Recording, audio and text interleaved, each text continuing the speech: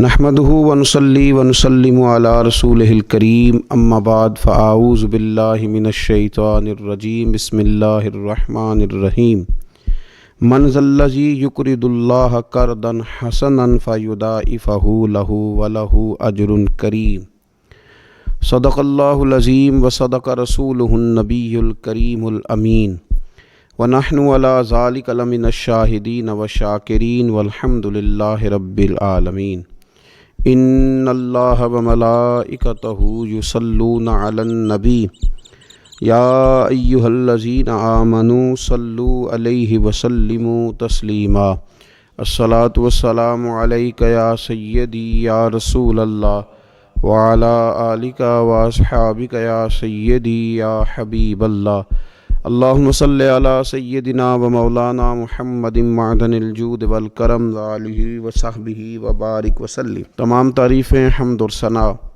اللہ تعالیٰ جل شانہ کے لیے، اور درود و سلام نبی اکرم نور مجسم شفیع معظم احمد مجتبیٰ جناب حضرت محمد مصطفیٰ صلی اللہ تعالیٰ علیہ وسلم کی ذات والا صفات کے لیے حمد و صلات کے بعد، اللہ تبارک و تعالیٰ نے کچھ انسانوں کو مالدار بنایا ہے اور کچھ کو اللہ تعالیٰ نے غریب، فقیر اور مسکین بنایا۔ اللہ تعالیٰ کی یہ تقسیم اس کی حکمت پر مبنی ہے۔ اب مالک کریم نے یہ فیصلہ فرمایا کہ وہ جن کو اللہ نے اپنے فضل سے مالدار کیا ہے وہ اپنے غریب، مسکین اور کمزور مسلمان بھائیوں کا خیال رکھیں۔ اور اسلام کا حسن دیکھیے، اسلام کا کمال دیکھیے کہ رب تعالیٰ فرماتا ہے تم خرچ کرو گے مسکین پر، غریب پر، اور وہ قرض دو گے تم اپنے رب تعالیٰ کو۔ خرچ اس پر کرو گے اور قرض اپنے رب تعالیٰ کو دو گے۔ ارشاد فرمایا من ذا الذی، کون ہے وہ جو اپنے رب کو اچھا قرض دے، جو اپنے رب کو اچھا قرض دے، قرض حسنہ دے، فیضاعفہ لہ، اور پھر اللہ تبارک و تعالیٰ اسے دونا کر کے واپس کرے گا۔ اللہ اس کے لیے وہ قرض جب واپس کرے گا تو رب دونا دے گا، ڈبل عطا فرمائے گا، اور وَلَهُ اجر کریم، اور ان کے لیے جو ثواب ہے وہ عزت والا ہے۔ صدر الافاضل سید نعیم الدین صاحب مراد آبادی رحمۃ اللہ علیہ فرماتے ہیں کہ یہ دیکھو کریم کا کرم کہ خود اپنے بندے کو مال عطا فرما رہا ہے، پھر خود ہی فرما رہا ہے کہ تو مجھے قرض دے، اور یہ عین انسان کے مزاج اور فطرت کے مطابق بات کی کہ تم مجھے قرض دو۔ جب کوئی انسان کسی کو ویسے کوئی چیز دیتا ہے تو اس کا خیال ہوتا ہے شاید واپس ملے نہ ملے، لیکن جب قرض دیتا ہے تو اس کا خیال یہ ہوتا ہے کہ یہ ضرور مجھے واپس ملے گی۔ تو فرمایا چونکہ تمہارے مزاج ہیں، تمہاری طبیعت ہے، تمہاری فطرت ہے، تم سمجھتے ہو کہ قرض ہمیں ضرور واپس ملے گا، لہٰذا تمہارا رب تمہیں کہہ رہا ہے کہ تم مجھے قرض حسنہ دے دو، اپنے غریب بھائیوں پر، مسکینوں پر، کمزوروں پر خرچ کرو اور اپنے رب کو قرض حسنہ دے دو، رب تمہیں ڈبل کر کے واپس عطا کرے گا، اور جو اجر دے گا وہ عزت والا دے گا، جو تمہیں ثواب عطا فرمائے گا وہ اکرام والا اللہ تمہیں ثواب عطا کرے گا۔ نبی پاک صلی اللہ تعالیٰ علیہ وسلم نے انفاق کی تعریف کی، اللہ کے راستے میں خرچ کرنے کی۔ جب تک امراء مالدار لوگ خرچ نہیں کریں گے غرباء پر، مساکین پر، طلباء پر، فلاحی کاموں میں، دینی کاموں میں جب تک وہ خرچ نہیں کریں گے تب تک معاملہ آگے نہیں بڑھے گا، تب تک وہ سارے منصوبہ جات جس سے کہ غریب کا بھلا ہونا تھا، جس سے دین کو مضبوط ہونا تھا، جس سے دین کی اشاعت ہونی تھی، وہ سارے منصوبے آگے نہیں بڑھیں گے۔ اس لیے نبی کریم صلی اللہ تعالیٰ علیہ وآلہ وسلم نے ارشاد فرمایا کہ تم خرچ کرو تاکہ تم پر خرچ کیا جائے، تم اللہ کے راستے میں دو تاکہ رب تمہیں دے، دو اس کے راستے میں وہ تمہیں عطا کرے اپنے فضل و کرم کے ساتھ۔ اللہ تبارک و تعالیٰ کے راستے میں جب خرچ کیا جاتا ہے تو رب راضی ہوتا ہے، پھر بندے کو اور زیادہ عطا کرتا ہے۔ آپ دیکھیے کہ اسلام نے خرچ کرنے کے بہت سارے مواقع بنائے، اور فردن فردن غریب کو امیر کے ساتھ جوڑا، امیروں سے کہا کہ غرباء کا حصہ نکالو، سال کے بعد زکوٰۃ کا حکم دیا، ہر وہ شخص جو صاحب نصاب ہے وہ سال کے بعد زکوٰۃ ادا کرے۔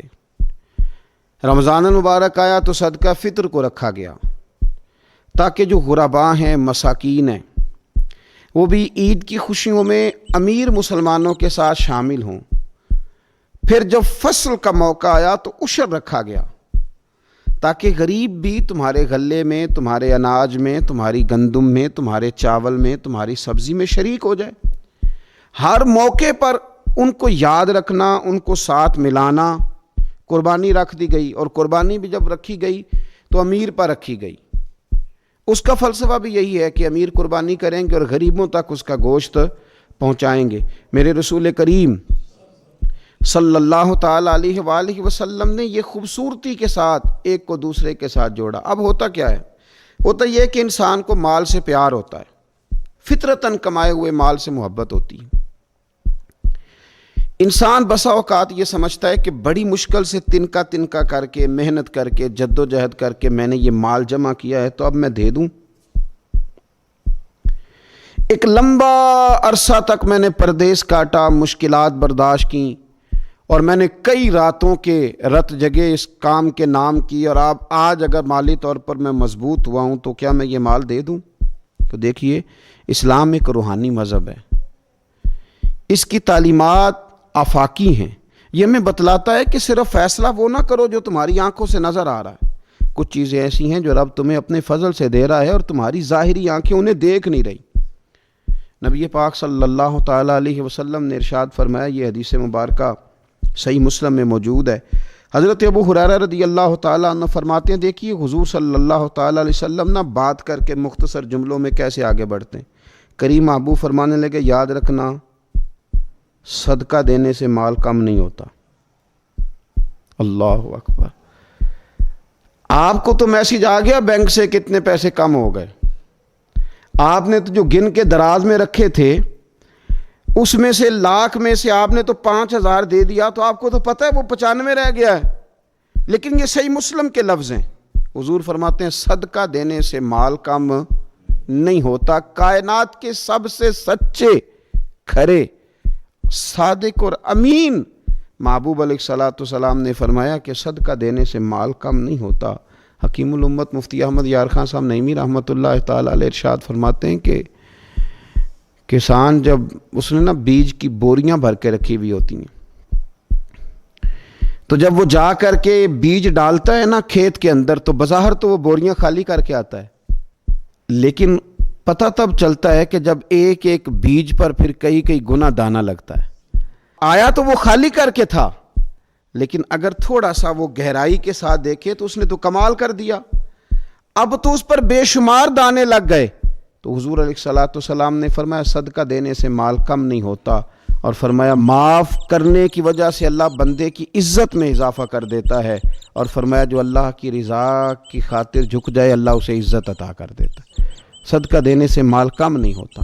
تو اپنی طبیعت کے اندر اگر شوق پیدا کر لیا جائے راہ خدا میں خرچ کرنے کا، ذوق بنا لیا جائے، ہمارا یہ ذہن بن جاتا ہے کہ یہ بھی میرے پیسے، یہ بھی میرے پیسے، وہ کونے میں میری جائیداد، یہ میرا مکان، وہ میرا بینک بیلنس، یہ میرے جانور، یہ میرا مال تجارت، یہ میرے کھیت کھلیان۔ میرے محبوب نے فرمایا تیرے 3 ہی مال ہیں، ایک تو نے کھا لیا ہے، ایک تو نے پہن لیا، ایک تو نے راہ خدا میں خرچ کر لیا، باقی تو وارثوں کا ہے۔ وارثوں کے مال کے بارے میں اس قدر زیادہ توجہ رکھنا، اس قدر زیادہ ذہن بنا کے رکھنا، تو اللہ تبارک و تعالیٰ کی راہ میں خرچ کرنے کا جو شوق ہے، حضور صلی اللہ علیہ وسلم نہ اس کی نصیحت کرتے۔ نبی پاک صلی اللہ تعالیٰ علیہ وسلم کے سامنے نا حضرت اسماء بنت ابی بکر صدیق خرچ کر رہی تھی، اللہ کے راستے میں دے رہی تھی، تو سرور کائنات صلی اللہ تعالیٰ علیہ وسلم نے فرمایا اسماء خرچ کرو پر گنا نہ کرو، گن گن کے اللہ کے راستے میں خرچ نہ کرو، ورنہ رب بھی تمہیں گن گن کے دے گا۔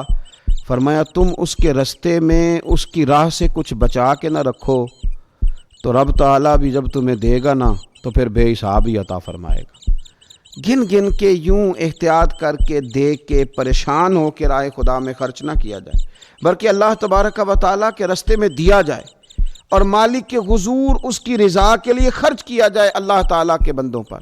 حضور صلی اللہ تعالیٰ علیہ وآلہ وسلم کی جو عادات جن کی وجہ سے کائنات میں میرے محبوب پاک علیہ الصلوۃ والسلام کے روز ڈنکے بجتے ہیں، حضور کی نعتیں پڑھی جاتی ہیں، ان میں حضور علیہ السلام کی ان خوبصورت عادات میں سے ایک عادت ہے حضور کا سخی ہونا، کریم ہونا۔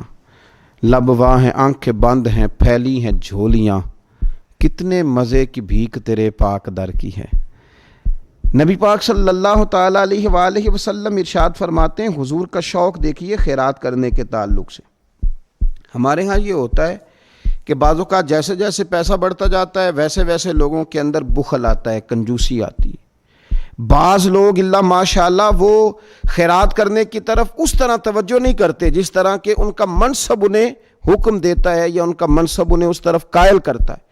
رسول کائنات صلی اللہ تعالیٰ علیہ وآلہ وسلم ارشاد فرماتے ہیں، بخاری مسلم میں موجود ہے، فرمایا اگر میرے پاس احد پہاڑ کے برابر سونا ہو، کلومیٹروں پہ پھیلا ہوا احد پہاڑ، اس کی چوڑائی ہے، اس کی لمبائی ہے، اس کی اونچائی ہے، یعنی پہاڑ کی بات ہو رہی، جن لوگوں نے زیارت کی ہے وہ جانتے ہیں کہ اتنا بڑا پہاڑ۔ حضور فرماتے ہیں میرے غلاموں سنو، اگر میرے پاس احد پہاڑ کے برابر بھی سونا ہو تو فرمایا میرا دل چاہتا ہے کہ 3 راتیں گزرنے سے پہلے پہلے سارا اللہ کے راستے میں خرچ کر دوں، سوائے اس کے کہ جو میں نے قرض دینا ہو، قرض کے لیے بچاؤں گا، باقی میں سب اللہ تبارک و تعالیٰ کے راستے میں خرچ کر دوں گا، 3 راتوں سے زیادہ نہیں گزریں گی، خرچ کر دوں گا۔ یہ شوق ہے نبی پاک صلی اللہ علیہ وسلم کا سخاوت کے ساتھ۔ حضور پسند کرتے سخاوت کرنا۔ نبی پاک صلی اللہ تعالیٰ علیہ وآلہ وسلم نے اپنے دست مبارک سے ہمیشہ لوگوں کو عطا کیا۔ حضور صلی اللہ تعالیٰ علیہ وسلم خرچ کرنے کی ترغیب دیتے، لوگوں کو رغبت دلاتے۔ ہمارے ہاں پہلی تو بات یہ ہے کہ خرچ کرنے کا ماحول نہیں بنتا، اور اگر بعض لوگ خرچ کرتے ہیں تو بے دلی کے ساتھ خرچ کرتے ہیں۔ اللہ تبارک و تعالیٰ کے راستے میں جب آپ کو دینا ہے، جب آپ کو مالک کے راستے میں دینا ہے تو پھر آپ کو بندہ تھوڑی دیکھنا ہے، پھر تو اللہ کی رضا دیکھنی ہے۔ تو خرچ تو کرتے ہیں لیکن وہ خوش دلی، وہ ذوق، وہ شوق، وہ خوبصورتی ان کی طبیعت میں نہیں ہوتی جو ہونی چاہیے۔ اللہ کے راستے میں خرچ کریں تو اللہ کی رضا کو پیش نظر رکھ کے خرچ کریں۔ پھر خرچ کیا جاتا ہے، صدقہ دیا جاتا ہے، لیکن کب بندہ بیمار ہو گیا، جب تندرست تھا، لاکھوں روپے پڑے تھے، صدقہ کرنے کا خیال نہیں آیا۔ ہزاروں موجود تھے، اس کے دل کی توجہ اس جانب نہیں ہوئی۔ آج بیمار پڑا ہے، کمزوری آ گئی ہے، قریب المرگ ہو گیا ہے، اب اس کا خیال آتا ہے کہ میں کچھ اللہ کے راستے میں دوں، ایک بکرا لو بھی ذرا ذبح کر دو، ذرا تھوڑا صدقہ دے دو۔ کس بات پر؟ کہ میں بیمار ہو گیا ہوں، کس بات پر؟ کہ میں کمزور ہو گیا ہوں۔ اگر آپ صحت کے عالم میں صدقہ کرتے اللہ کو راضی کرنے کے لیے تو وہ کیا خوب تھا۔ وہ ہمارے ایک بزرگ ہیں تو فرمایا کرتے ہیں کہ میں نے جب خرچ کرنا شروع کیا تو میرے ذہن میں ایک بات آئی، اس نے مجھے ابھارا کہ میں اللہ کے راستے میں زیادہ خرچ کروں۔ میرے ذہن میں یہ بات آئی کہ یار جتنا میں اپنے والدین کی طرف سے خرچ کر رہا ہوں نا، میری اولاد بھی میرے بعد اتنا ہی خرچ کرے گی، تو کیوں نہ ایسا ہو کہ ان کے حقوق پورے ادا کر کے، ان کی آسانیوں کا خیال کر کے، جو اللہ تعالیٰ نے مجھے اپنے فضل سے زیادہ دیا ہے اس میں سے میں اللہ کے راستے میں خرچ کروں۔ تو اس شوق کے ساتھ میں نے خرچ کرنا شروع کیا۔ نبی پاک صلی اللہ تعالیٰ علیہ وآلہ وسلم ارشاد فرماتے ہیں کہ کسی بندے کا اپنی زندگی میں 1 درہم خرچ کرنا مرتے وقت 100 درہم خرچ کرنے سے زیادہ بہتر ہے۔ زندگی میں 1 درہم دینا مرتے وقت، یعنی عین بیماری کے عالم میں جب تو خرچ کر رہا ہے تو وہ تو 100 خرچ کرے گا درہم، اور تندرستی میں، صحت میں تو نے 1 خرچ کیا تو اللہ تعالیٰ اس 1 کا ثواب تجھے اس وقت سے زیادہ عطا فرمائے گا۔ یہ حدیث مبارکہ ابو داؤد شریف میں مشکات میں ملے گی۔ حضور فرماتے ہیں صحت کے عالم میں خرچ کر، بجائے اس کے کہ تیری طرف سے کوئی صدقہ دینے جائے تو خود صدقہ دینے جا، اپنے ہاتھوں سے دے اور شوق بنا کے دے اور توجہ کر کے دے، اور تیری طبیعت لگی ہوئی ہو اور تو خود اپنے کندھے پہ رکھ کے جائے، غریبوں کے گھر میں پہنچا کے آئے، اور تو تیرا دل کرے کہ اگر میرے گھر کے اندر گندم موجود ہے پھر کوئی بھوکا نہ سوئے، اگر میرے پاس طاقت موجود ہے کسی کو کپڑا پہنانے کی تو پھر کوئی غریب سردی میں ٹھٹھرتا نہ سوئے، اگر میرے پاس طاقت موجود ہے مکانات بنانے کی، پھر مالک کریم کا کوئی بندہ جس کو میرے رب نے پیدا کیا، اس کی قدرت کا جو شاہکار ہے رسول پاک علیہ السلام کا، کوئی غلام بغیر چھت کے نہ سوئے۔ اگر میرے پاس طاقت ہے تو پھر میرا حال تو یہ ہونا چاہیے نا کہ کسی غریب کی بیٹی اس لیے نہ بیٹھی رہے کہ اس کے پاس جہیز کوئی نہیں، یوں نہ ہو کہ میرے گھر کے اندر تو آدھا کھانا کھایا جائے اور آدھا ضائع کیا جائے، لیکن بہت سارے لوگ ایسے ہیں جو رات کو ترسیں کہ کچھ مرضی کا من پسند مل جاتا تو پیٹ بھر کے کھا لیتے۔ سخاوت کا حکم دیا گیا، صحت کے عالم میں خرچ کریں، تندرستی کے عالم میں خرچ کریں، اللہ کی رضا کے لیے خرچ کریں۔ یہ ماحول نہ بنائیں کہ بیمار ہو گیا ہوں تو جا بیٹے صدقہ کر دے، اب میں کمزور پڑ گیا ہوں تو جا بیٹے تو کچھ اللہ کے راستے میں خرچ کر دے۔ ایک شوق ہو، ایک طبیعت ہو۔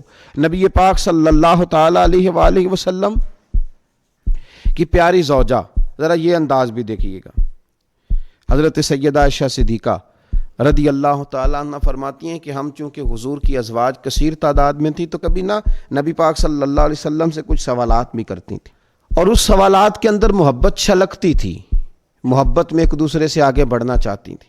حضرت عائشہ صدیقہ رضی اللہ تعالیٰ عنہ فرماتی ہیں کہ ہم نے عرض کی یا رسول اللہ صلی اللہ تعالیٰ علیہ وسلم، ہم میں سے سب سے پہلے آپ سے آ کے کون ملے گا؟ اس سے مراد ہے وصال کے بعد سب سے پہلے ازواج مطہرات میں آپ سے کون آ کے ملے گا؟ تو حضور صلی اللہ علیہ وسلم نے فرمایا لمبے ہاتھوں والی۔ مشکات میں حدیث موجود ہے، بخاری میں موجود ہے۔ حضرت عائشہ صدیقہ کہتی ہیں حضور نے فرمایا وہ جو لمبے ہاتھوں والی ہے نا، میری اہلیہ، میری زوجہ، مومنوں کی ماں، وہ ملیں گی۔ تو کہتی ہیں حضرت سودا رضی اللہ تعالیٰ عنہ کے ہاتھ لمبے تھے، قد بڑا تھا، تو ہماری نظر یہ تھی کہ حضرت سودا کے بارے میں حضور نے فرمایا کہ وہ ملیں گی، لیکن کہتی ہیں کہ وہ تو ہمیں بعد میں پتہ چلا جب حضرت زینب رضی اللہ تعالیٰ عنہ کا وصال ہوا تو سمجھ آئی کہ لمبے ہاتھوں سے مراد ہاتھوں کا لمبا ہونا نہیں، صدقہ اور خیرات زیادہ کرنا۔ وہ لمبے ہاتھوں والی تھیں، مومنوں کی ماں، خرچ کرتی تھیں، خیرات کرتی تھیں۔ شارحین حدیث نے لکھا ہے کہ وہ اپنے ہاتھوں سے کھالیں رنگتی تھیں، پھر بیچتی تھیں، اپنے لیے نہیں۔ ان کا نان نفقہ تو حضور کے ذمے تھا، اپنے لیے نہیں۔ ان کو تو صحابہ کرام علیہم رضوان وہ ساری ذمہ داریاں حضور کے بعد بھی ادا کر رہے تھے جو حضور سید عالم صلی اللہ تعالیٰ علیہ وسلم کے حقوق رب تعالیٰ نے رکھیں، لیکن وہ اپنے دست مبارک سے محنت کرتی، کھالیں رنگتی اور اپنی اولاد پر، مسلمانوں پر خرچ کرتی۔ ان کا شوق تھا۔ تو کریم محبوب علیہ السلام نے فرمایا یہ مجھ سے سب سے پہلے آ کے ملیں گی۔ حضور کے بعد ان کا وصال سب سے پہلے ہوا حضرت زینب رضی اللہ تعالیٰ عنہ کا۔ او بھائی، اس میں بھی ایک لطیف اشارہ ہے، اس میں بھی ایک خوبصورت اشارہ ہے کہ حضور کا قرب پانے کے لیے سخی ہونا بھی ضروری ہے۔ رسول پاک علیہ السلام کی بارگاہ ناز کے قریب ہونے کے لیے سخاوت کا مزاج ہونا بھی ضروری ہے۔ انسان کے دل کا، اس کی طبیعت کا، اس کے مزاج کا سخی ہونا ضروری ہے، اس لیے کہ اس نے رسول پاک صلی اللہ تعالیٰ علیہ وآلہ وسلم کے قریب جانا ہے۔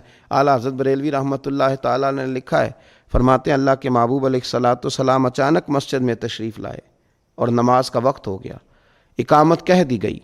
سرور کائنات صلی اللہ تعالیٰ علیہ وسلم نے اقامت کہی جا چکی تھی، پر حضور باوجود اس کے گھر چلے گئے، تھوڑی دیر کے بعد واپس آئے۔ اب ظاہر ہے صحابہ کے دلوں میں سوال تھا کہ اقامت ہو چکی تھی، حضور کہاں تشریف لے گئے؟ تو حضور نے فرمایا میں مسجد آیا تو میرے دل میں خیال آیا کہ گھر میں تو چند دینار پڑے ہوئے ہیں، تو میں نماز پڑھانے سے پہلے گیا ہوں، انہیں اللہ کے راستے میں خیرات کیا، پھر تمہیں آ کے نماز پڑھائی۔ یار اپنا شوق بنائیں۔ آپ یقین کریں کہ بہت سارے لوگ ہیں جو بہت سارے لوگوں کا خیال رکھ سکتے ہیں، لیکن ہماری نظر اپنے سے اٹھتی نہیں۔ ہم اپنے آپ سے سوچنا شروع کرتے ہیں، اپنے اوپر ختم کر لیتے ہیں۔ اگر بہت زیادہ بڑھ کے سوچیں گے تو اپنی اولاد کا سوچیں گے۔ ذہن بنائیں سخاوت کا، اور رمضان شریف میں خاص کر کے توجہ کریں۔ آپ مساجد کا خیال کریں، مدارس کا خیال کریں، اور خوب خیال کریں، خوب خیال کریں، اور غرباء کا خیال کریں، مساکین کا خیال کریں، کمزور لوگوں کا خیال کریں۔ دیکھیں رب فرماتا ہے خرچ تم نے غریب پہ کرنا ہے، پر قرض تم نے اپنے رب کو دینا ہے۔ اللہ تعالیٰ سمجھنے کی توفیق عطا فرمائے۔